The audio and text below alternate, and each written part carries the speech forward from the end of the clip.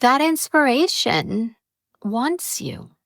And when you can want it back and be willing to peel back anything that's in the way and let your self-devotion be your motivation, let your desire be your motivation, let the dream be the motivation, right? The version of you that you know that you will be when you complete that inspiration, let them motivate you.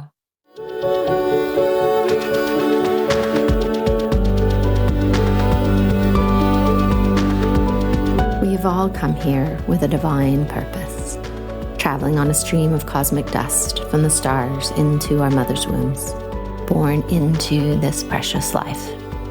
It is no accident that you are here, my love, on earth, in this moment, in this body.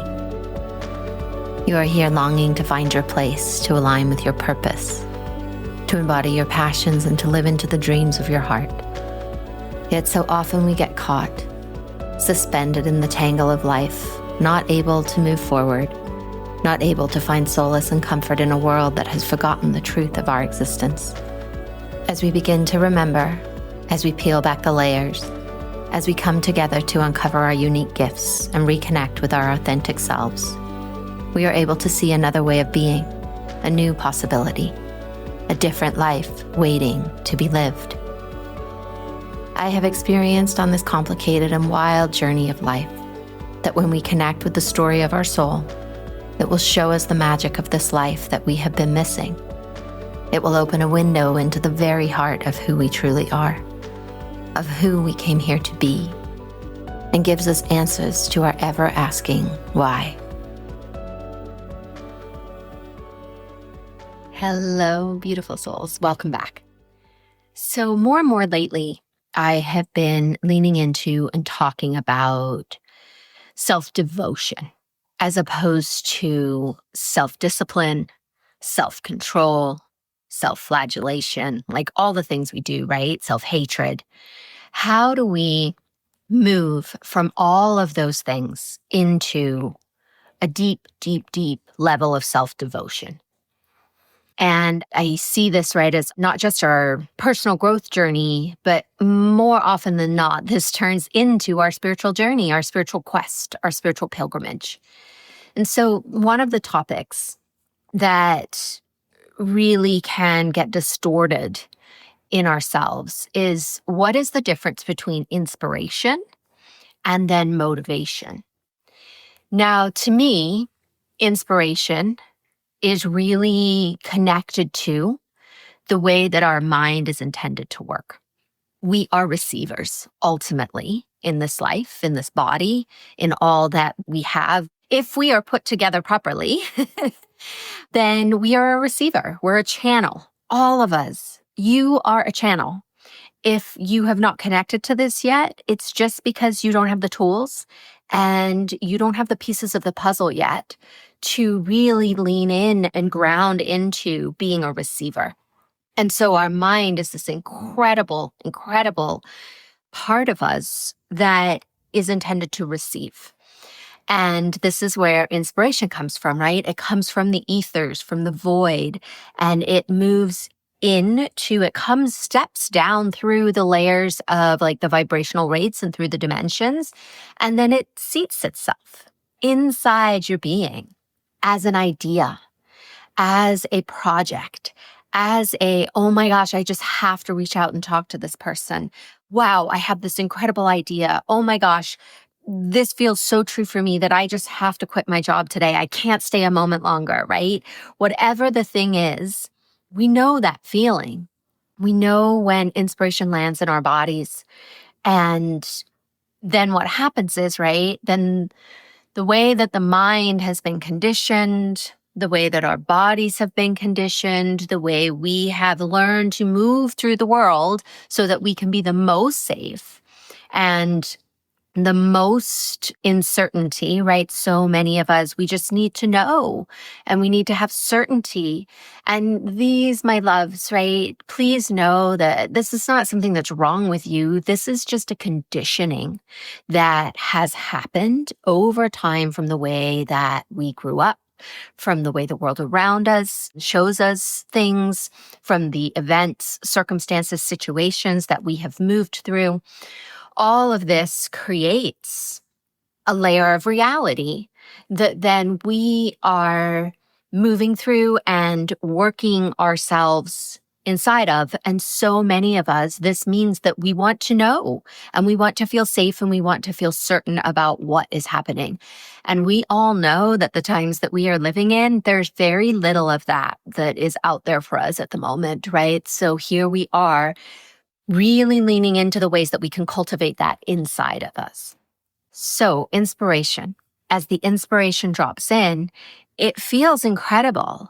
And then what's going to happen is it's going to kick into gear your survival skills, your survival mechanism, right? The part of the brain that now wants to know.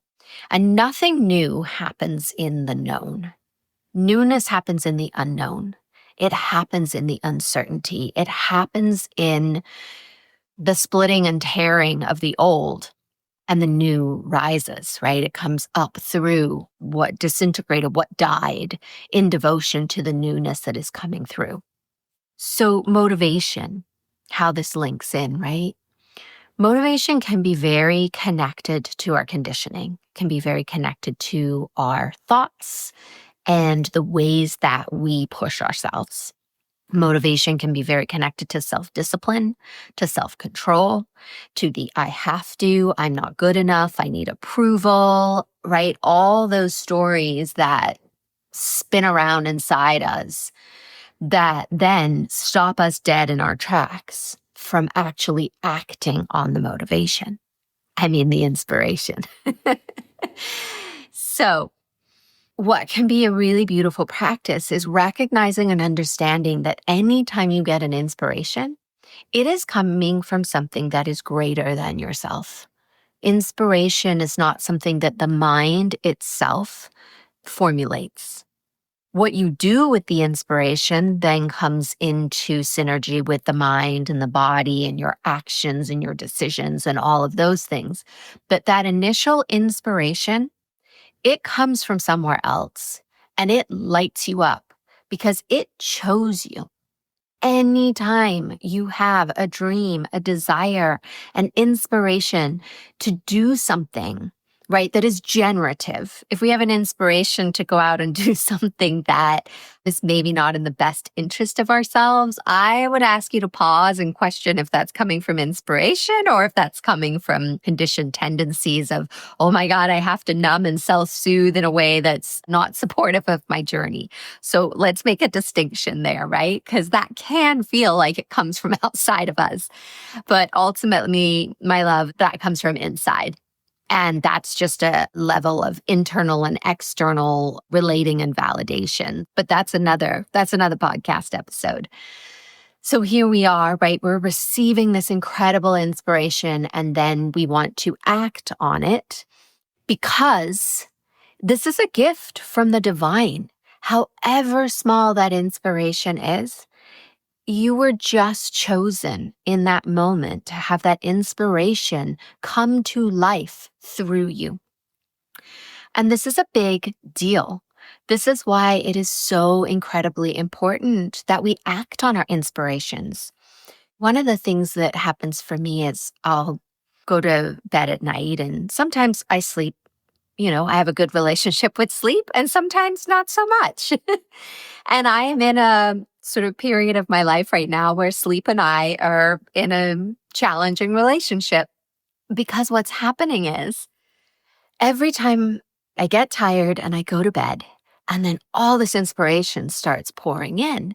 And so I'm sitting up and I'm putting on my little salt lamp and I'm writing down my inspiration and then I'm going to go back to sleep. And then it's like another thing happens. And so I'm writing it down.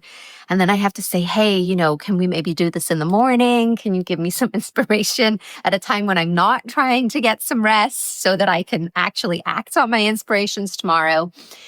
And sometimes some pretty wild things come through, right? In a way that feel like, when I say wild, I mean like new and different and not typical. And I get really excited and I write them all down. And then I get up in the morning after I finally managed to get a few hours of sleep. And when I look at that list, there's a part of me that gets scared. And it says, oh, no, no, no, no, you can't do that. That's actually kind of silly and ridiculous.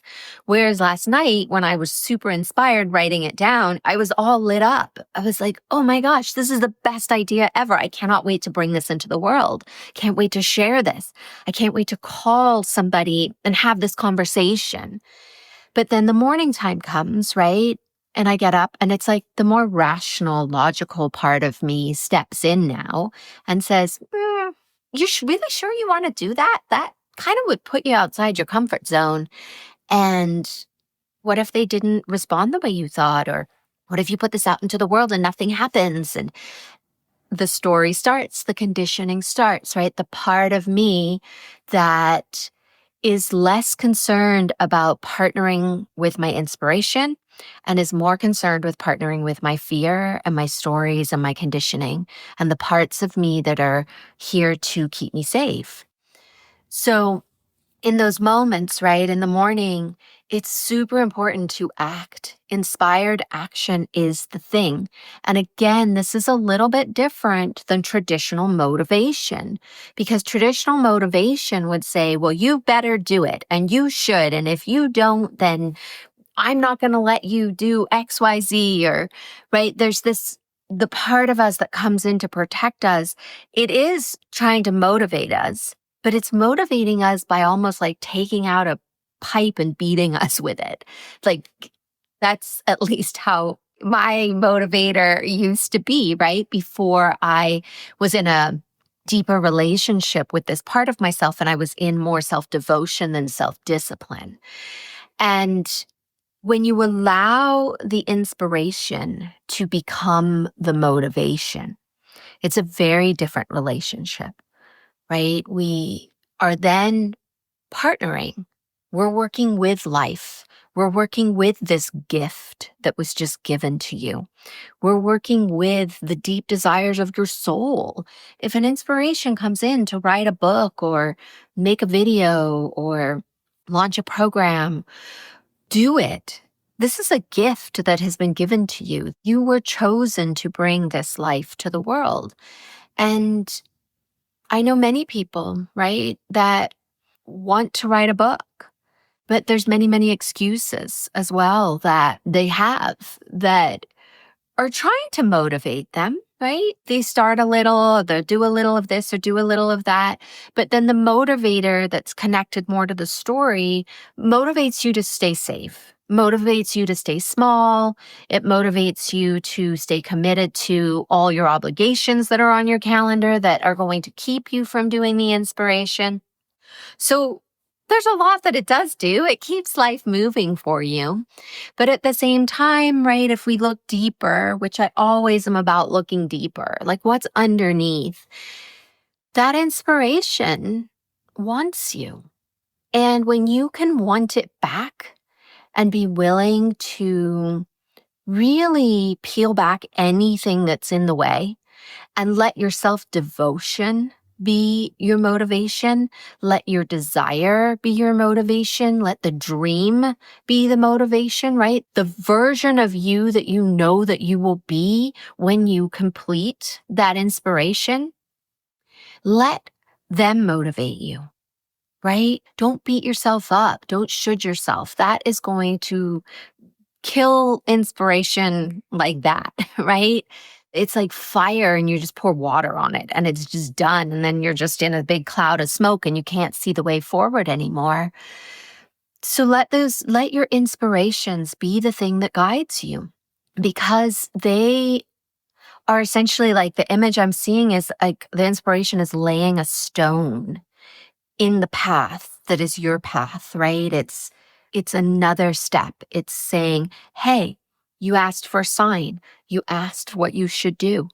I am giving you an inspiration. When you act on it, however big or small that action is, there's always an action you can take.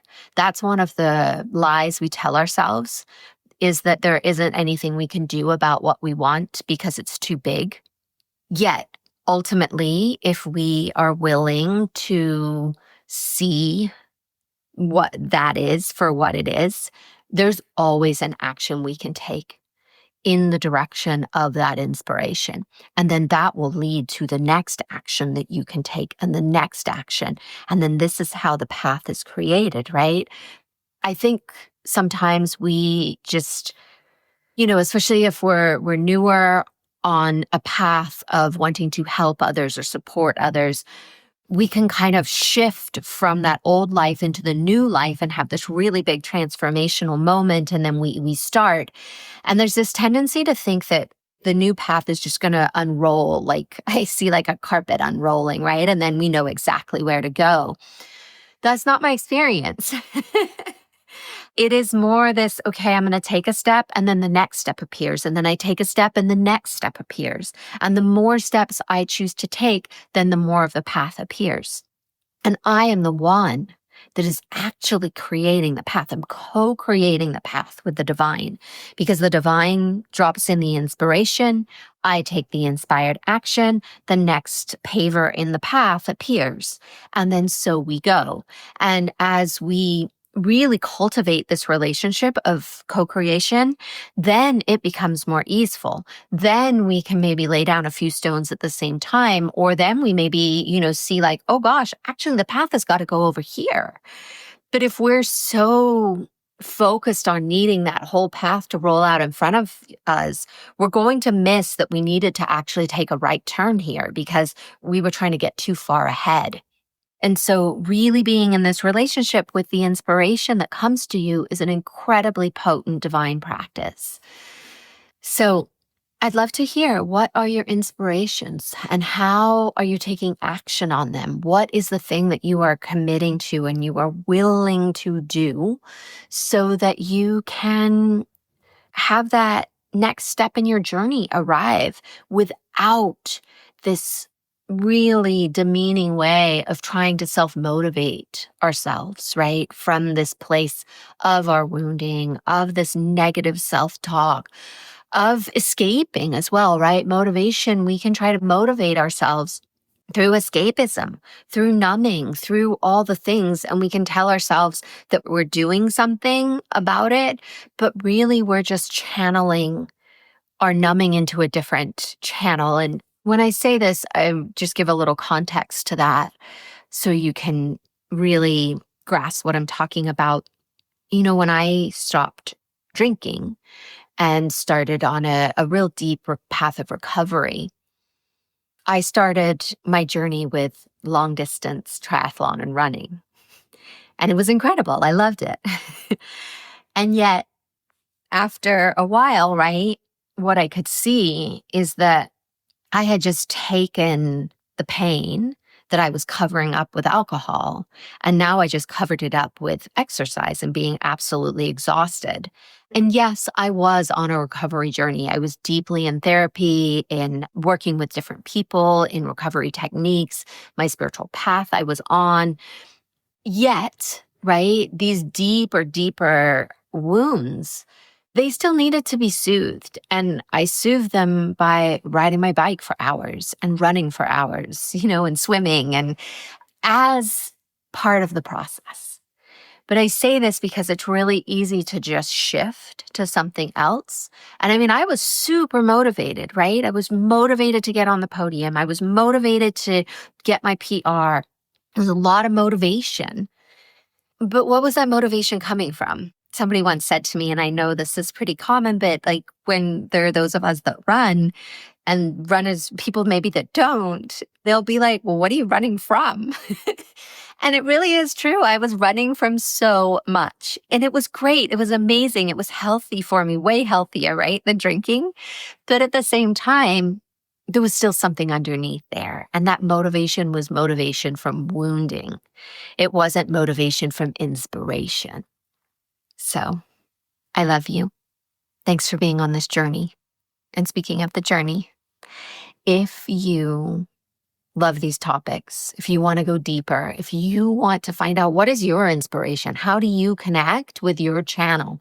How do you lean into this part of you that is so committed to being in self-devotion to you and your purpose and your dreams and your desires? Come and join us in the journey. It's 9-month portal where we are creating so much magic and goodness. It's for women on this spiritual journey, really to dive deep, a place for us to gather, a place for us to learn, a place for us to grow. So I invite you, come on in. Let's do this together, right? Let's get through these times together with intention and with purpose, right? We came here. You chose to be on earth. You incarnated for this time. Sometimes I shake my head and I'm like, oh, Sarah, what did you do? But this is it, right? We heard the call. We came. Now here's another call. And you know if it's for you, you feel it in your being. Come be with us. I love you.